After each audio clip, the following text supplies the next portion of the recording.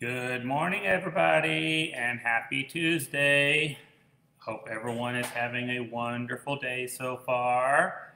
Welcome to our Tim at 10. Today is Tuesday, August 31st, 2021, and we are going to start our series on basic care requirements for each of the different age groups today. So welcome, and I'm glad you're all here. Hope you're having a good beginning of the week. All right, so once again, today we're going to do basic care requirements for infant caregivers. So if you have a copy of your child care minimum standards handy, you can turn to sub-chapter H, Basic Care Requirements for Infants, which starts on page 125. In the latest version of the child care minimum standards that was revised in June of 2021. If you don't have a copy of the child care minimum standards, that is fine. You can just follow along and take notes. And we're not only going to go through the minimum standard basic care requirements, but I'm going to add a lot more information to the material. So once again, you can kind of understand the meaning behind some of these standards and why we are required to do what we are required to do. So fantastic. Good morning, good morning, good morning, everybody that is chiming in. It is so good to see all of you on this Tuesday morning. Now, if this is your first time joining us, I understand that going over the basic care requirements for each of the different caregivers, the specific age groups, these are trainings that you would really like for your caregivers to participate in. All of our videos are recorded and available either on Facebook or on our website. So if you would like for some of your caregivers, your teachers to watch this video later on, it will always be available to you, all right? So let's go ahead and get started. Again, if this is your first time joining us, you can watch the Facebook Live. You can participate with me through the chat screen there. You can enter a comment, ask a question, make a comment.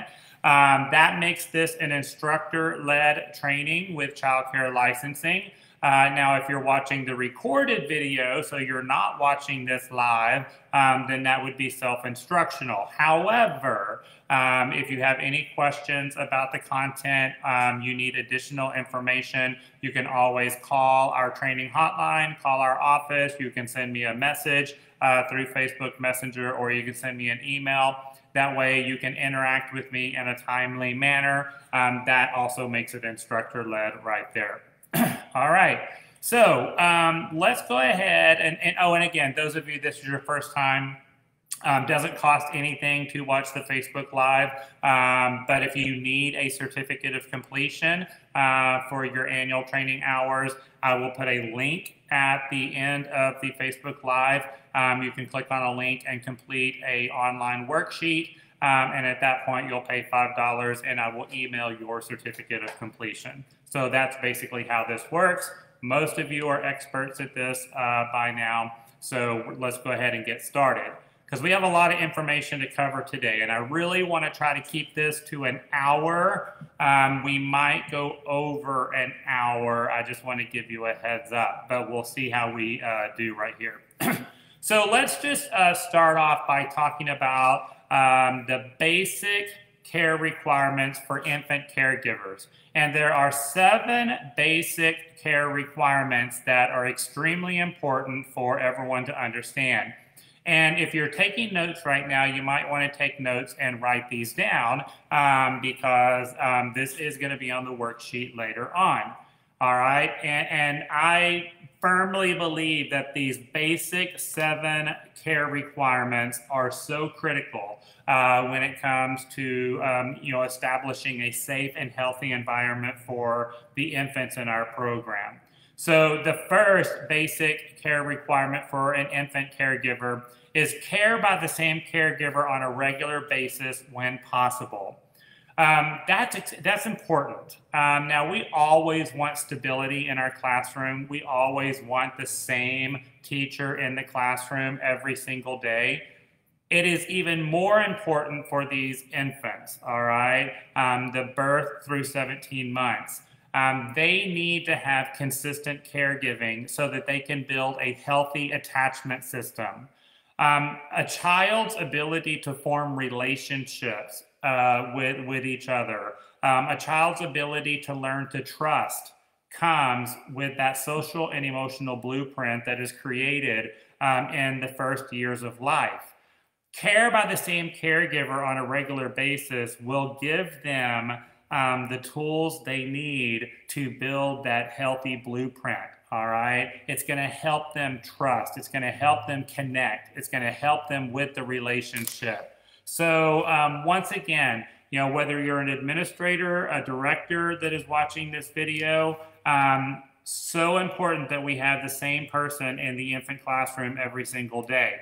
If you're a caregiver, a teacher watching this video, so important that you're there for them every day. And when I talk about a healthy attachment figure, that is a person that either a child or an adult, someone that they go to when the world is not going their way, when they don't feel safe, and they need to know that someone's there for them. All right. And we all have that person, children, adults, we all have that healthy attachment figure that loves us unconditionally, that is always there for us whenever we need that nurturing, and we need to know that things are going to be okay. And that's established in that social emotional blueprint in these early years. All right. Studies have shown that children that have inconsistent caregiving during the first year of life struggle with social and emotional development for the rest of their life. All right. So again, this is a big part of that blueprint that is created in those early years. So, this is what I always like to tell, teachers whenever I'm hiring a new teacher for an infant program. Hey, look, if you choose to take this job, you've got to give me a 1-year commitment, all right, to be able to work in that infant classroom. Parents, when parents are enrolling their children in our programs, we need to have that intimate conversation with that parent. When you choose our program, you need to give us a 1-year commitment, all right? And it's not for us.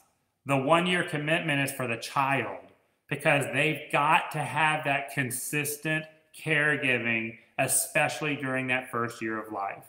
And if you notice in the child care minimum standards under the basic care requirements for infants, it's the very first thing listed. That's how important this is, all right? Now, directors and administrators that are participating today, if you are in a situation where you've got a high turnover of staff, and you're constantly putting different people in the classroom, you could actually be cited for that, all right? And they could cite you for 746-2401, number 1, care by the same caregiver on a regular basis when possible. So we got to make that commitment for the kids because it's a big part of their development. The second one is individual attention given to each infant, including playing, talking, cuddling, and holding. So physical touch is extremely important for this particular age group, all right? The sensory development, but again, just knowing that that healthy attachment is there for them. And I know I've mentioned this in several other webinars, but we've got studies that are out there that young children can actually die if they don't have physical touch, all right? But it's even more important for the infant, all right, that they've got to have that physical touch. And when we talk about individual attention given to each child, playing, talking, cuddling, and holding them, that intimacy that you're providing to that infant, that's creating that sense of safety. Now, remember, going back to child growth and development, for a young infant, they can typically only see about 12 inches, all right, is where they can clearly see and focus. Anything past 12 inches could be a blur to them, all right? So when you're working in the infant classroom and you are giving that individual attention to each infant, and you're playing and you're talking and you're cuddling and you're holding them, you've got to hold them really close, 12 inches, 12 inches, all right? So that you can make that eye-to-eye contact and build that, that trust that we're trying to establish right there, all right? And if you go back to my webinar on engagement techniques and interactions in the classroom, you know, so important that we have one-on-one play with every single child every single day. 50% of our power struggles can be reduced by 5 minutes of one-on-one time each day. So if you need to make yourself a checklist that, you know, you're spending that, you're giving that individual attention to each child every day, and make sure you're checking it off to where you get everybody. If that's what you've got to do to make sure this is done, then do it. All right. But that's important right there too. And again, keep in mind, we don't know what their home life is. You know, we don't know what really goes on behind closed doors when mom and dad or guardian picks them up and takes them home. We understand that parents have very busy lives. They've got a lot going on. There's multiple children in the household. That child may not be getting the individual attention that they desire and need at home. And it's not anyone's fault. We're not saying anyone is a bad parent. There's just a lot going on. All right. So the individual attention that we give them, it's planting the seed for the cooperation and collaboration and the empathy that we're going to work on in later years.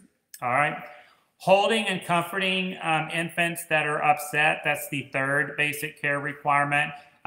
So whenever the child, you know, the world isn't going their way and they are upset, so there's some fear, there's some anxiety, they're hungry, they're dirty, you know, the child needs to know that you're there for them.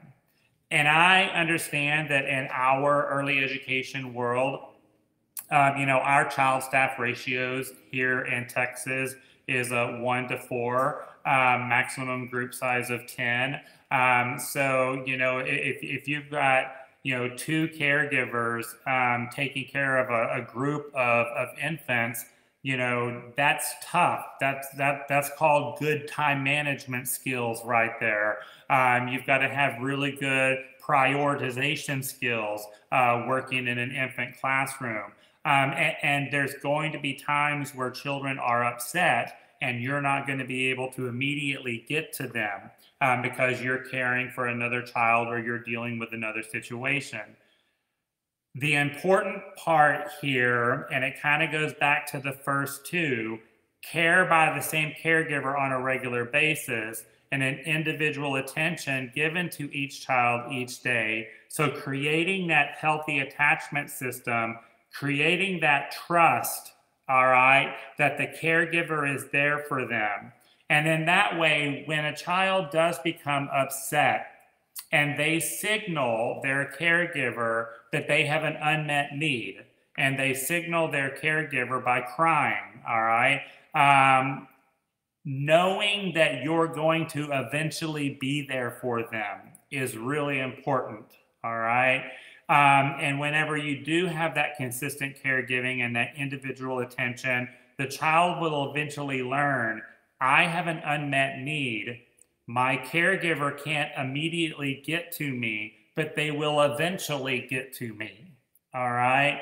And that's important. And when you do eventually get to that child, hold them and comfort them, use your words. And remember, body language and tone of voice is so incredibly important right here. So when you have that child that is upset, body language and tone of voice and breathing. And we're going to start practicing that active calming right here in the infant room. 6-week-old infants, we can start practicing active calming techniques, and we download that calm to the child whenever they are upset. Because remember, my state dictates your state. So the caregiver that is in the infant classroom, whatever emotional state they're in, they download to the child. So when the caregiver remains calm and they practice active calming techniques for themselves, they download that to the children. All right. And it's absolutely mind-blowing how well this works. And those of you that have infant teachers that are career infant teachers, they've been doing this forever, and they are able to maintain their composure and, you know, do their active breathing and stay calm. You know, you walk into that infant classroom and it's always just so nice and pleasant. Even when a child has an unmet need, it's so pleasant because the child knows that the caregiver will eventually be there for them. And that's what's important. All right. The fourth basic care requirement for infant caregivers is to give prompt attention to physical needs such as feeding and diapering.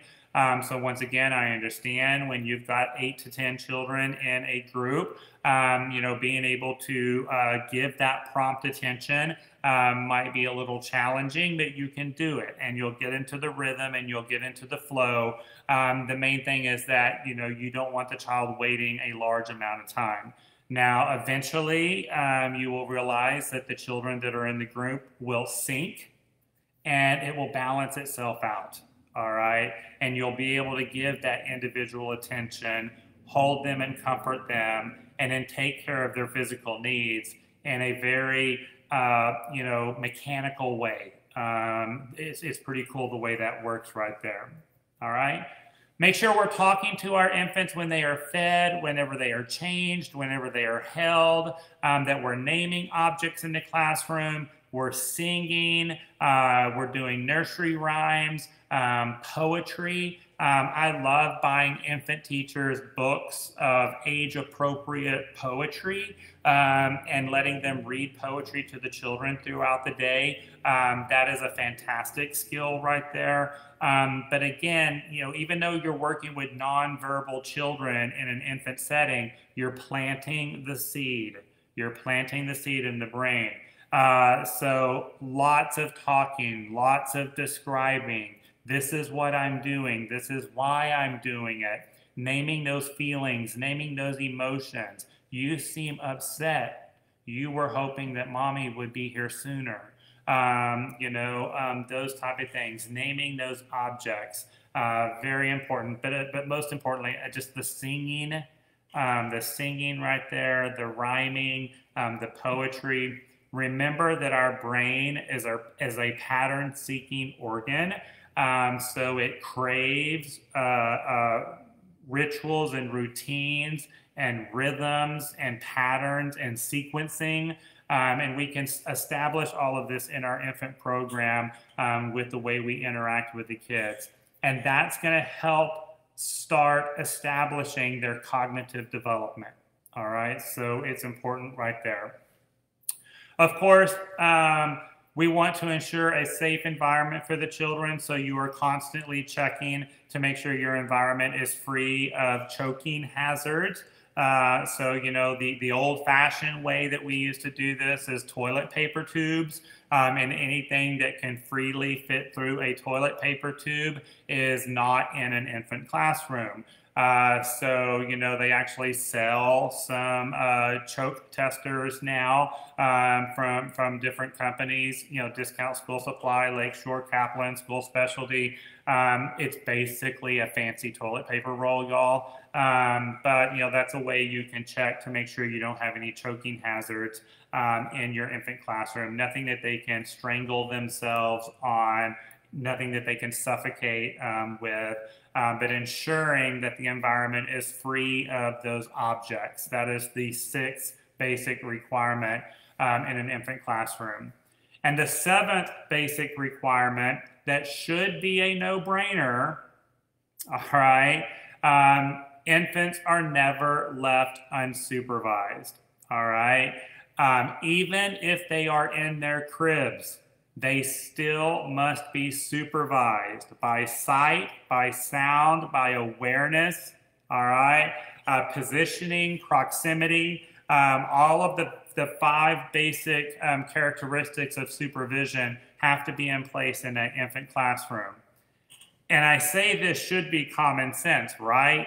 Y'all would be surprised the number of licensed childcare programs that are cited by childcare regulations for supervision in infant classrooms, because people tend to think that if the child is in the crib, it's okay to step out of the room, or run to that art supply closet or run to that restroom.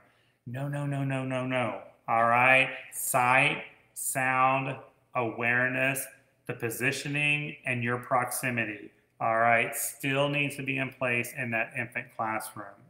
All right, so so there you go. And I've actually seen this with my very eyes doing assessments of programs, and I see the infant teacher walking down the hallway, and I'm like, who's in your classroom? Oh, all the kids are in their cribs. Doesn't matter, y'all. Scary stuff right there.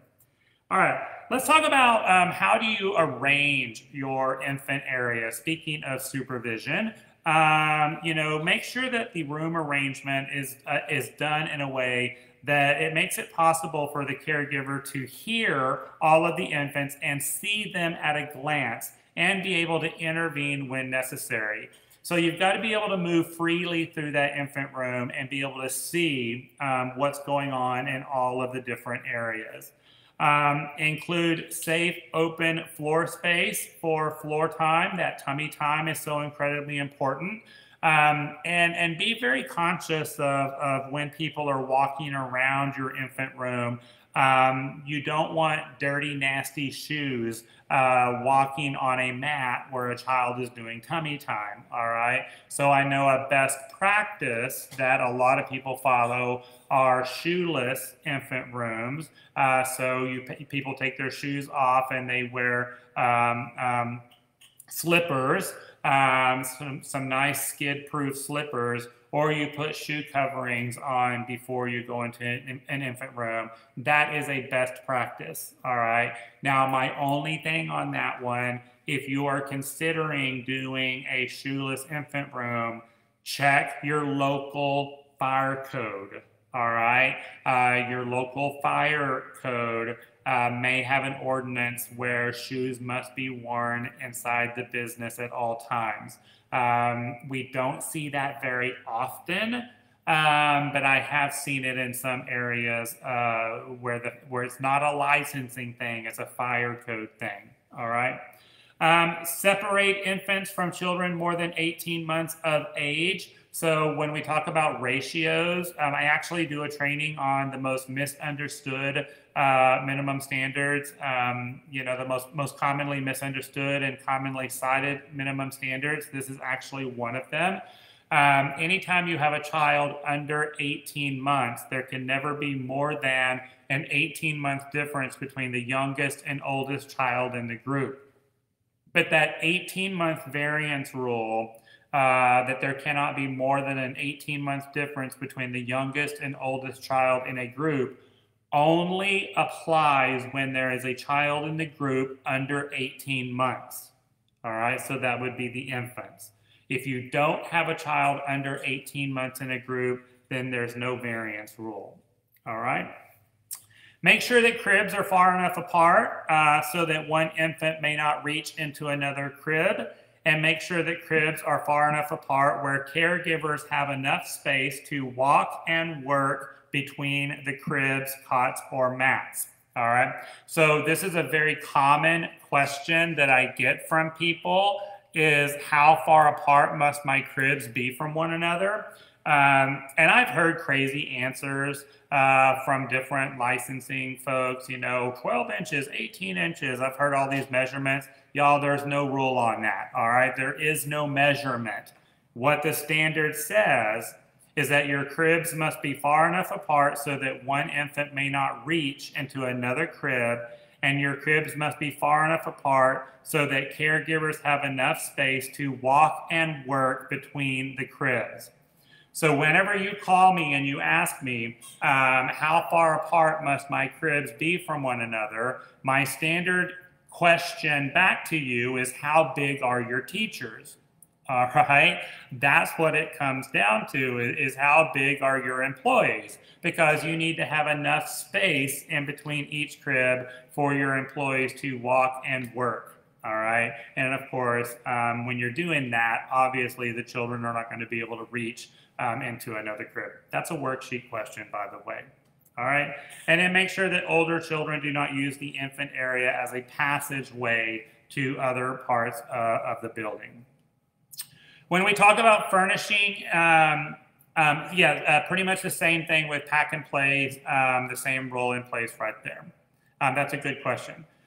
Furnishing and equipment. What furnishing and equipment must I have in my infant classroom? An adult-sized rocker or chair.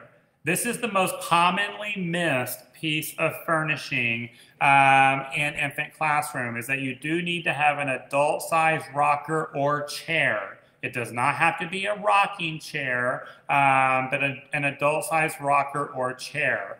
It can be one of the gliders. Those are very commonly seen in infant classrooms. But of course, when you're comforting that infant, it's the motion of moving back and forth that is pretty important right here. Just be aware of pinching hazards. With a rocker that rocks back and forth, you don't want a child to crawl behind it, and then when you're rocking, you smash their hand or their finger. Even the gliders are not my favorite, because with the gliders, there's a lot of opportunities for them to stick their little fingers in there, or even their head underneath the glider, and have some entrapment and danger issues. So I believe, in my opinion, a good old-fashioned traditional rocking chair is the best thing for you. Hey, I just thought of something I wanted to tell y'all. Y'all know when we talk about holding the infants and giving individual attention to infants, I want y'all to pay kind of close attention to your caregivers, or even maybe yourself. Whenever they pick up a child and they hold a child, traditionally, whenever a female will pick up an infant, they will typically always hold the infant like this, all right? And you basically are putting heartbeat to heartbeat, all right? So the child's heart is up against the adult's heart.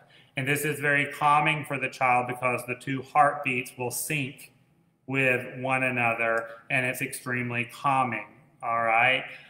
So, you know, this is typically the way that we want to hold and comfort a child, heartbeat to heartbeat, all right?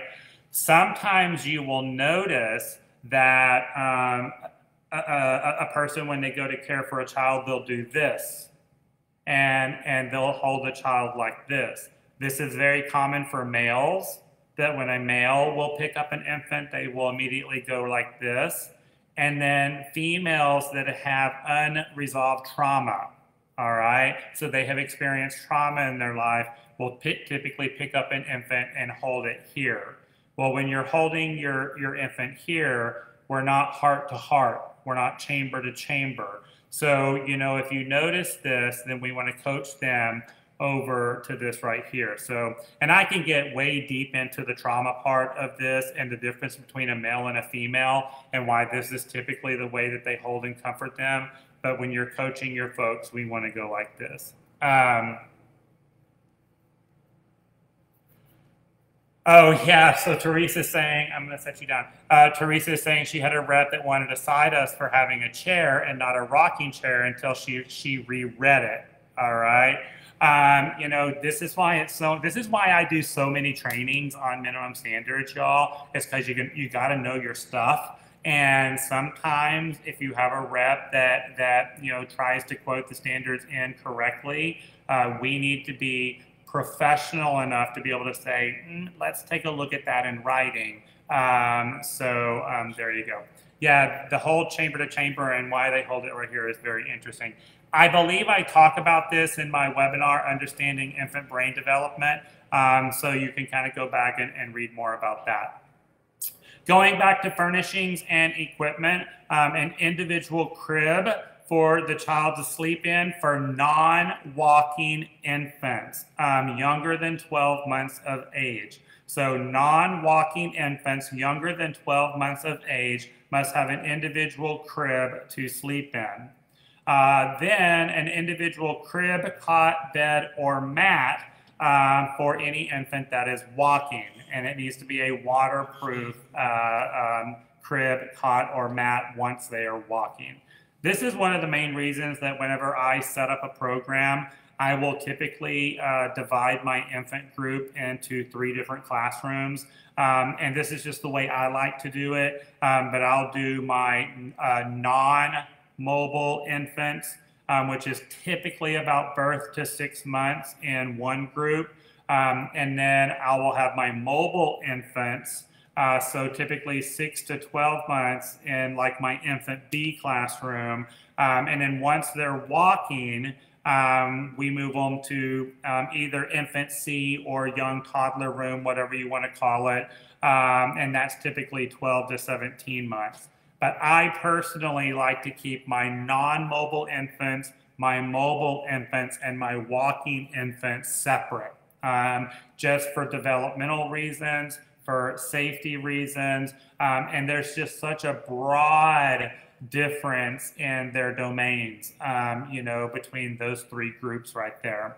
That's how I like to do it. And then when we're talking about furnishings and equipment, it makes it a lot easier to meet the requirements for furniture and equipment when you have them divided up that way. All right, a hand washing sink in the diaper changing area that is separate from your food preparation sink. So make sure that you've got that hand washing sink easily accessible to the diaper changing area. I just did a 3-hour webinar on Saturday on current health practices and preventing the spread of illnesses. And we talked about this in that particular training, is that you have that immediate access to a hand washing sink so that you can wash your hands after each diaper change. And then, of course, a sufficient amount of toys to keep the infants engaged in the classroom. And right now, with our enhanced health practices, we really need to have a sufficient amount of toys because we're really moving those toys. Once they put it in their mouths and they play with it, we put it in a disinfecting bucket. We need to replace something else on the shelf until you get that one sanitized and disinfected and then back on the shelf. So we've got a constant rotation of age-appropriate toys to keep them engaged. All right. So a question, so a 13-month non-walking can lay on a mat. Once again, if we go back to our standards, it does say an individual crib to sleep in for each non-walking infant younger than 12 months of age. All right. So, and an individual crib, cot, bed, or mat that is waterproof or washable for each walking infant. So if it's a 13-month non-walker, they should be okay on a mat based under 2405, 2, and 3. So if you ever get questioned on that by your licensing rep, Melody, refer to those 2 particular standards. You should be fine. All right, on that. All right. All right. Now, the basic rule with, that was a really good question, by the way. The basic rule with safety straps. If you have a piece of equipment in your infant room, whether it's a diaper changing table, a swing, a bouncy seat, if it is made with a safety strap, it must be used. All right. If it's not made with a safety strap, then you're fine. All right. High chairs, swings, bouncy seats, diaper changing tables. If it's manufactured with a safety strap, then the safety strap must be used. All right. So that's pretty much the golden rule right there. I'm not going to go into a lot of detail on what safety requirements must your cribs meet. I'm just basically going to tell you that you must have a documentation on file that your certificate meets the Consumer Product Safety Commission crib safety compliance. All right. So you can't just go to Walmart or go to whatever retail establishment out there and buy a random crib for your infant classroom. Whatever crib that you purchase needs to meet very specific guidelines and has a certificate of compliance that meets the CPSC guidelines. All right. Now, if you're buying your furniture from, the companies that are made to support us, so once again, Discount School Supply, you're going to get a certificate of compliance with those cribs. But you've got to have that firm, flat mattress that snugly fits into that area. So make sure that you're purchasing mattresses that are manufactured for that specific brand of crib. And then make sure that your sheets fit snugly and do not present a strangulation type issue. So the way I heard one licensing rep define a snug fitting sheet is that if you pinch the sheet and you pull it up, if you can pull it up, further than the length of a quarter, then that's not snug enough. All right. So I think that's a good way to measure it right there, but they do need to be very snug fitting sheets. If you're using a mattress make sure you're using a mattress that is waterproof and washable. That's important right there. I was going to say something and I lost my train of thought. I'm going to come back to it because it's actually not applicable right here. I was getting ahead of myself right there. All right. Make sure that the posts are close enough together that there's no entrapment type issues right there. Make sure you sanitize your crib before another child uses it. We typically sanitize and disinfect our cribs every single day throughout the day. So this should not be a problem, but if you are having to share cribs, make sure that it is sanitized before another child uses it. All right. If you have drop gates, a child cannot be in a crib when the drop gate is down. They don't manufacture a whole lot of those anymore. A lot of people are not buying the cribs with the drop gates. So hopefully you're not doing that right there. If you have stackable wall cribs, those are still allowed. We don't see them very often, but stackable wall cribs are still allowed as long as they meet the Consumer Product Safety Commission compliance guidelines. All right. So once again, you still need to have that certificate of compliance on stackable wall units. 25 years ago, we used to see these a lot. We don't see stackable wall cribs very often anymore. The main reason is that there's not very many manufacturers that can make these to meet the guidelines that were issued in 2011. And the ones that are out there are extremely expensive. All right. A lot of people at first sight are like, ooh, those stackable wall units, they look like dog cages. You look like you're at the pet store or something. I understand that can be the perception of those things. They are actually fantastic because they save so much room in the classroom and you have so much more floor space. And I actually think they're easier to sanitize and disinfect. But like I said, it's just very difficult to find them now. Oh, good. Okay, so Jennifer's saying that they recently purchased a mini crib from Walmart and they requested the certificate of compliance form from the manufacturer and they emailed it to them. So that's perfect right there. And so how do I know the form actually is correct? And you just want to look and make sure, and if we go back to that particular page in the standards, where under Title 16, the Code of Federal Regulation, Parts 1219 or 1220. I know that's getting really technical right there, that the SAFE meets all of the guidelines under the U.S. Food and Drug Administration or the Consumer Product Safety Commission. So that's what you're going to be looking for with those certificate of compliance from the manufacturer. And that's on page 129 of the minimum standards if you want to reference back to that. If they sent you something, I think you're in pretty good shape, but I would just double check it right there. Let's talk about what specific types of items are prohibited from using in an infant classroom. And this is actually on the worksheet right here.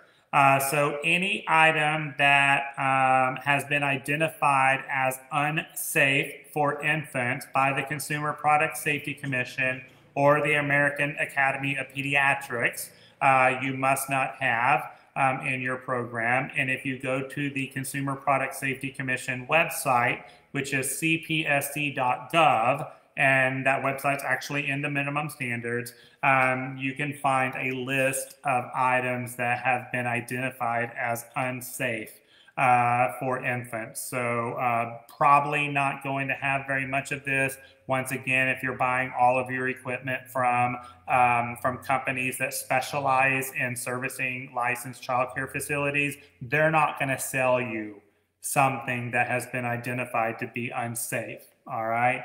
Now, if you're going to garage sales, if you're going to resale establishments, if you're allowing your parents to donate stuff to your school, then I would be worried about this. All right. So this is one of the reasons, one of the many reasons why I always recommend not accepting donations. All right. And you know, parents want to bring us stuff all the time. And I know that they're just being nice and friendly and helpful, but they might be bringing you something that has been identified to be unsafe by these two agencies, or something that has been recalled. And whenever you receive a donated item into your program, you don't have the original packaging. You don't know what the manufacturer's recommendations and instructions are. You're just kind of opening yourself up to a lot of risks. So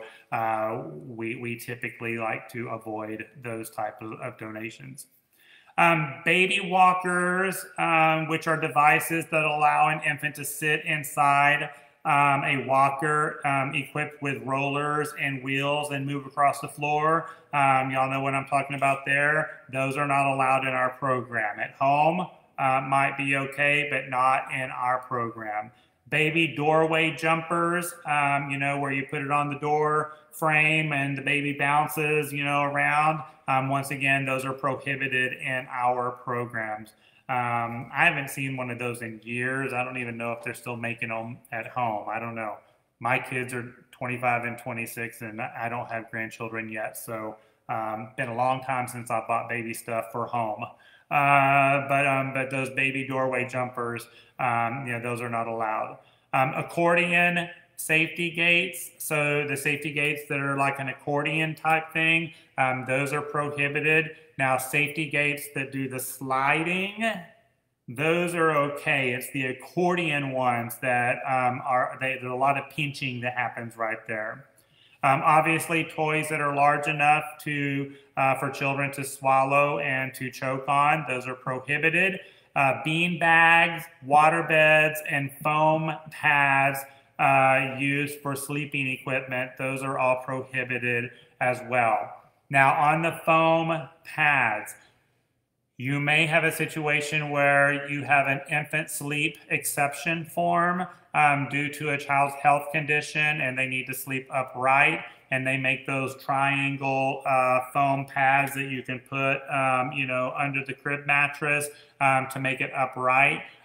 If you are considering one of those, or you have a parent requesting one of those, you do need to have the infant sleep exception form signed by a healthcare professional, all right? But I would make a quick phone call to your local licensing rep for their interpretation of this to make sure that that's still going to be okay, even with the infant sleep exception form signed by the healthcare professional. Personally, I wouldn't allow them either way, all right? And again, we've already talked about the tight fitting sheets. So again, make sure that it's nice and snug. If you have crib mattress covers that you're putting on there that is used to protect against wetness, it needs to be designed for that specific size and type of mattress. Now, most of our mattresses are made to be waterproof, so there's really no reason for these, in my opinion. But if you do have them, make sure that they're specifically designed for that particular brand of crib or crib mattress. All right. Pacifiers in the crib, you know, Stephanie, that is like the golden question that no one ever wants to give an official answer on. Because you'll notice here in just a minute, we're going to talk about the crib must be bare, B-A-R-E, bare. Nothing in the crib but the baby, all right? You know, definitely the strangulation, we don't want that. But as far as a pacifier, that is not addressed anywhere in the standards, all right? Nowhere in this book does it address the use of pacifiers. So it comes down to an interpretation, all right? Now, if the pacifier has the little string that, you know, clips onto their shirt, I agree that that is a hazard, all right? That is a strangulation issue. But if it's just a standalone pacifier that's in the child's mouth, that's going to come down to interpretation because it does say bare crib. All right. So I'm going to there's like 7 different times that you'll always hear me say this. I'm going to refer you to your local licensing rep for their interpretation of the crib must be bare and how does that apply to the use of pacifiers? All right. Personally, I've never heard a licensing rep question a pacifier unless it's got that string that is attached to the child's clothing. That's the only time I've seen it addressed. But just a normal everyday pacifier in the crib, I personally have never had a licensing rep address that. All right. But for your official answer, I'm going to refer you to your local licensing reps and their interpretation. Okay. Rhonda's asking, do the teachers rotate to the next class if you have them divided into 3 different classrooms? Typically, no. They kind of stay within their group. We just keep it as consistent as possible, you know, but they don't necessarily rotate from non-mobile to walkers and then just kind of keep the rotation. You know, if you've got teachers that are willing to go through that rotation every 18 months, I actually think that's a fantastic idea because it's just going to create more of that security and that bonding and that relationship building.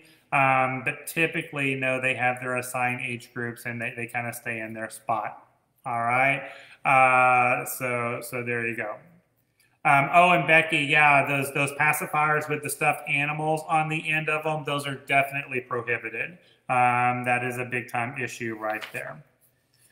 All right, what activities must I provide for infants?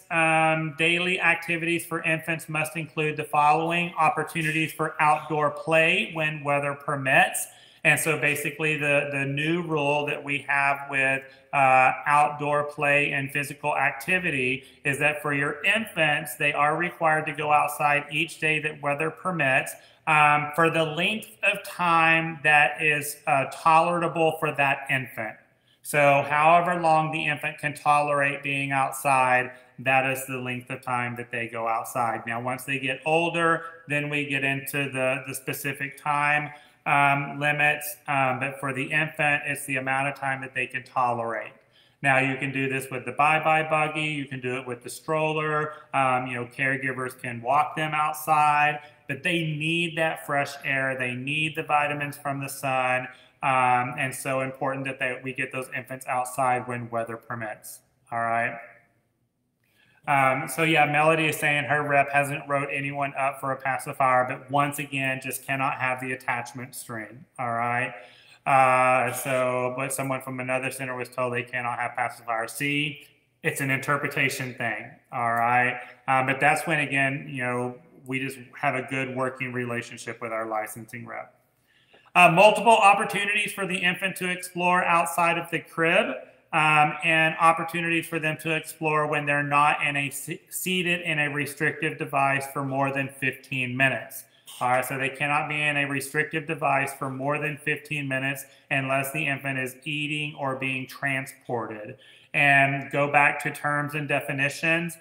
Restrictive devices would be your swings, your bouncy seats, your high chairs, your car seats or car carriers.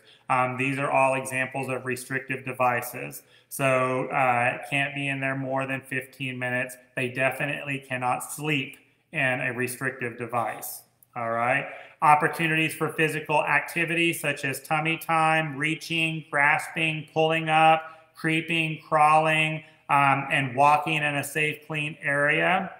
Opportunities for visual stimulation through nonverbal communication, all right, such as looking at large pictures of faces and familiar objects, simple, soft, washable books and toys, unbreakable mirrors that they can look into, mobiles attached to cribs for visual stimulation, and then brightly patterned crib sheets. Those are all going to be visual stimulation opportunities. Opportunities for auditory stimulation. So verbal communication, soothing music, music or sounding toys. Opportunities for sensory stimulation.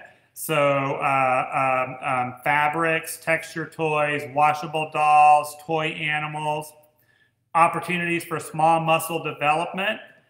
So busy boxes, rattles, teethers, grasping toys, shaking and squeezing toys. Those are all good for small muscle development. And then large muscle development, all right? So activity blankets or quilts when they are being supervised for tummy time. You know, crib or play gyms, a variety of lightweight balls, supportive equipment for them to sit up on, all right? And I like to take the what activities must I provide for infants, and I like to do a scavenger hunt and have your teachers do a scavenger hunt using this particular page. It's page 134 in the most current copy of the minimum standards, and have your teachers go through there and make sure they've got all of these pieces of equipment. And then it kind of shows them that there's a reason why we've got a lot of this stuff, all right? There's no standard or requirement on labeling of pacifiers because, once again, they're not addressed in the standards. I would just make sure that even if it's just initials that you label it. I know that they're small, but you definitely don't want another child's pacifier going into another child's mouth. So some type of labeling, I think, is important. When we're feeding our infants, there are specific requirements for feeding infants. So children birth through 6 months of age, they need to be held while you're feeding them. Birth through 6 months, they must be held. All right, so you can't put them in the bouncy seat and hold the bottle down there for a child birth through 6 months. All right. Hold infants over 6 months who are unable to sit unassisted in a high chair or other seating equipment. So you got to look at not only their chronological age, but their developmental age. Even though they're 6 months, are they strong enough to hold themselves up in a comfortable manner, either in that bouncy seat or in that high chair? Obviously, never prop a bottle or support a bottle with an object, all right? That is a high risk deficiency, and that will get you on corrective action in a heartbeat, all right? So no propping of the bottles. Make sure we provide regular snack and meal times for infants who are on table food. So refer to the chapter on nutrition for that one. Ensure that infants that no longer are being fed are fed in a safe manner. Make sure that we're labeling bottles and training cups with the infant's first name and last initial. That's important. Never allow infants to walk around with or sleep with a bottle or training cup. Y'all, this is one of the most commonly cited items right here. Never allow infants to walk around with or sleep with a bottle or training cup. And it's those mobile infants that are walking around with their training cup. People get cited for that all the time. All right. Again, your hand washing sink is separate from your food preparation sink. So traditionally, you should have 2 sinks in your infant area, one for hand washing, one for food prep. If you don't have 2 sinks in your infant area, designate the 1 sink that you do have for hand washing, and then put a practice in place where pitchers of water are brought into the classroom that are specifically labeled for food preparation only, and then you use that pitcher of water for making the bottles or the formula, whatever you need to do. All right. Sanitize high chairs after each use.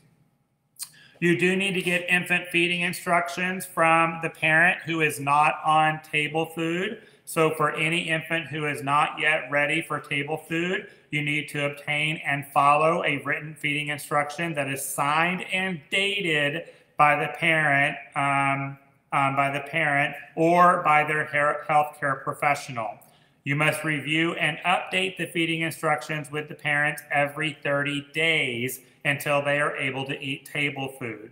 So make sure you've got a good system in place that every 30 days you're getting that new infant feeding instruction. Today's August 31st, tomorrow is September 1st. A lot of programs, the first of the month, they hand that parent a new infant feeding instruction form.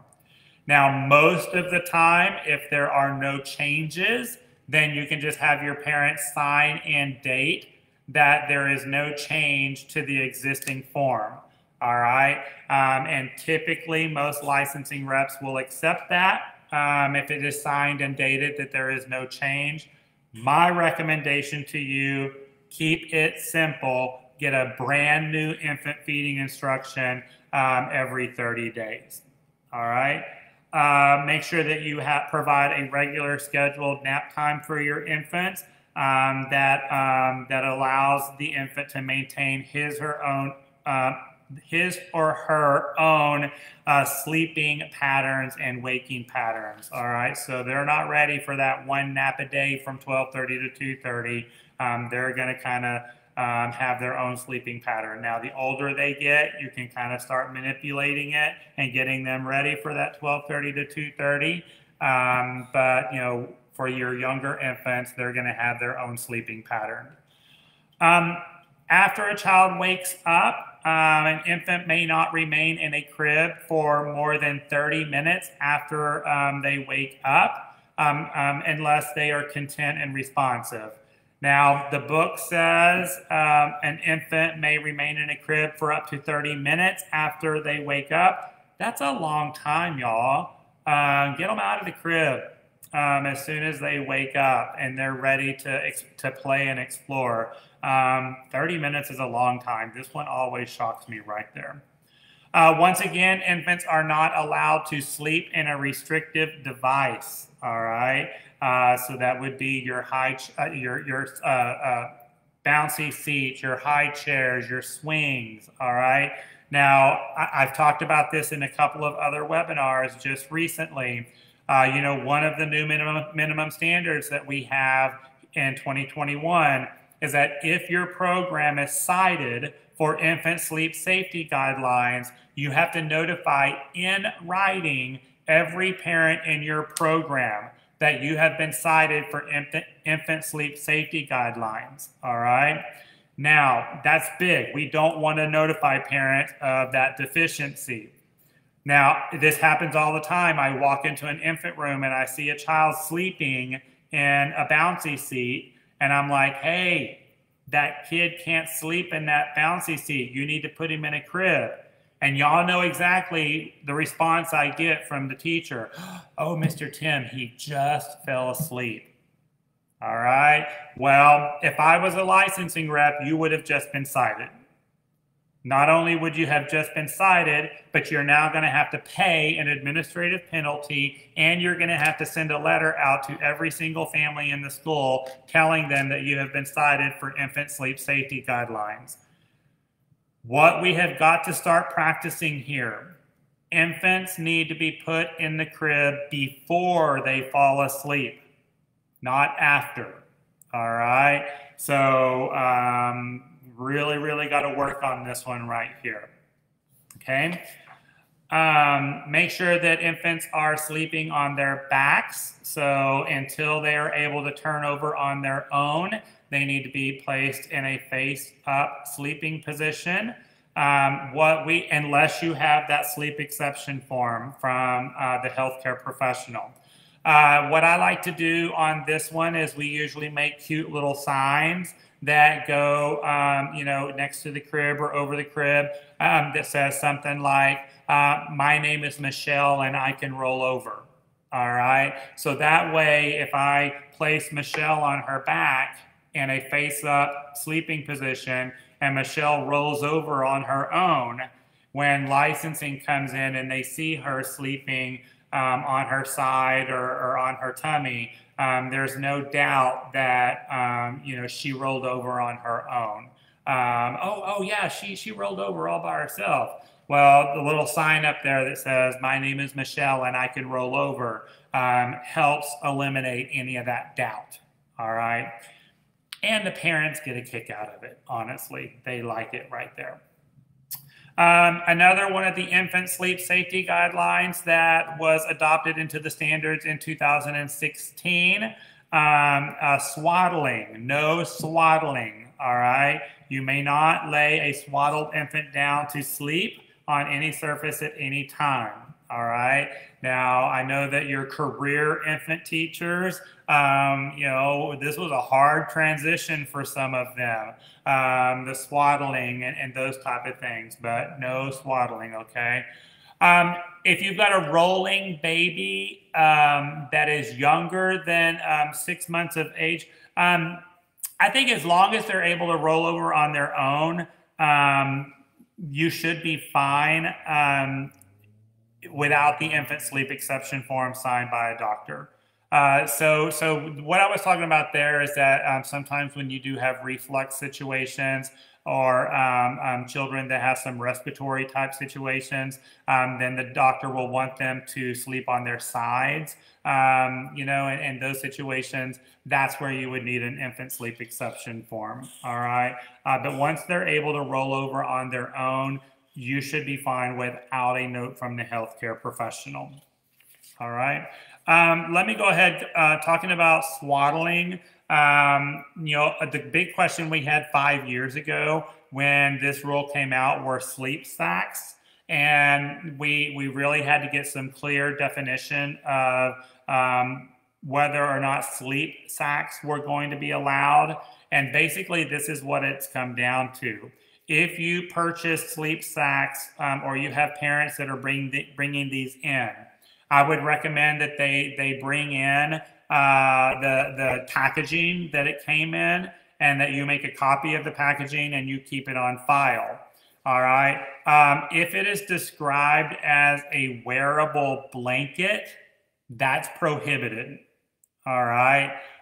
If it is described as garment or a piece of clothing, then that's allowed. All right.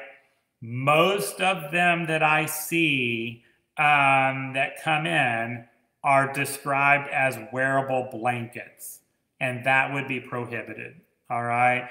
So once again, if you have a parent that brings in these sleep sacks or you go out and buy them, I would make copies of the packaging and keep it in a file. So that way, if licensing ever is questioning this, you can pull that out and show that it's not a wearable blanket.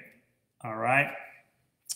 All right. Make sure that you share a daily report with your parents each day. The daily report needs to include the times that the infant slept, the time and the amount of food consumed, diaper changes, the infant's general mood of the day, and a brief summary of their activities. Now, a lot of us still do this on paper and give it to the parents at the end of each day. If you're using an electronic device or an app to communicate this, that is fine with licensing as long as the records are accessible.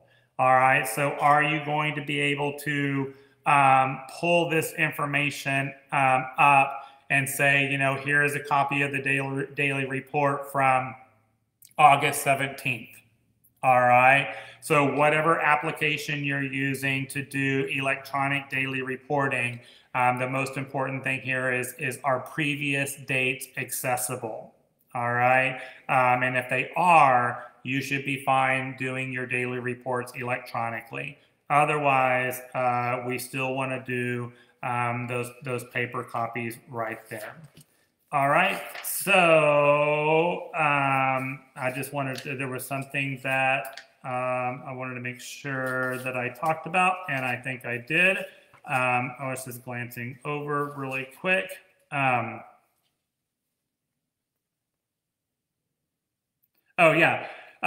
Going back on page, and this is where we talked about this already, but I wanted to show you where it was specifically at. So on page 132 of the most current copy of the Child Care Minimum Standards, and it's 746.2415. All right. Under 2415 right here is where it says that the tight-fitting sheet and the crib must be bare for children younger than 12 months. So it's under 1215 under B right there. So I know we were talking about the crib must be bare. So I wanted to show y'all exactly where that was at in the standards. So 2415 B as in boy is where they actually use that word, the crib must be bare. All right. I got a question. Does anyone know where to get the proper sleep sacks from? That's a good question right there. You know, I would check once again with manufacturers or suppliers that specifically cater to our industry. So once again, Discount School Supply, you know, look in their catalog. They typically will have things that are regulated and safe for our program. As far as going to Walmart or some of the baby clothing stores, I think that's where you're going to run into some issues. Back in the day, you know, Babies R Us used to be a good place that it was very easy to find because they would actually have them separated between the wearable blankets versus clothing. But those Babies R Us's are gone now. They're out of business. So, you know, if you're going on to Amazon or other online retail shopping apps, the key word there is you want to avoid the wearable blanket part of it. All right. So there you go. Because, and we're doing this because no blankets in the crib. And I know that's hard for brand new infant parents. The crib must be bare, so no blankets in the crib. The sleep sacks are an alternative to the blanket. But you just want to be careful with what you're purchasing. All right. All right, so we went just a little bit over on time, but those are your basic requirements for infant caregivers. I hope that this was helpful and clarified some of your questions. Definitely hope this is hopeful for all of you that are caregivers and knowing what the expectations are with child care licensing. Now, of course, you have a right to exceed anything that we talked about today. So anything, any policies or processes that you exceed on, make sure that that's in your policy manual, your job descriptions, your job responsibilities, make sure that they're age appropriate, but definitely you can exceed anything we talked about today. You just can't go below anything that we talked about today. All right. Yes, part of the new, actually, this is not anything new. We've had this, I believe, since 2018, that if you are cited for anything regarding infant sleep safety, you can be administered an administrative penalty, which is a fine with child care licensing for anything related to infant sleep safety guidelines. What was added this year is the notification to parents that you have received a deficiency. All right. But there you go. Oh, thank you, Jennifer. You're so sweet. I appreciate that. All right. So this is the only 10 at 10 we're having this week. So we will not have one on Thursday. We do have a holiday weekend coming up this weekend, 3-day weekend. Yay, 3-day weekend. And so everyone enjoy the rest of your week and continue to be safe and healthy. And keep those kids safe and healthy out there. And once again, let's just make good choices and keep our COVID numbers down so that we can get past this mess and continue to provide quality care and education for our children. The link for your online worksheet should already be posted on Facebook, so you can complete that worksheet if you are needing that certificate of completion. If you're going to pay with a credit card, click on the link that says online worksheet paying with a credit card. If you're going to pay with an online account number that has been given to you by me, then obviously you will click on that link right there. Once again, this is recorded. I will have this posted on our website sometime today if your caregivers need to watch it later on. And then always, all of our videos are available on Facebook to go back and watch. Y'all enjoy the rest of your Tuesday. Have a great day, and I will see all of you very, very soon. Bye.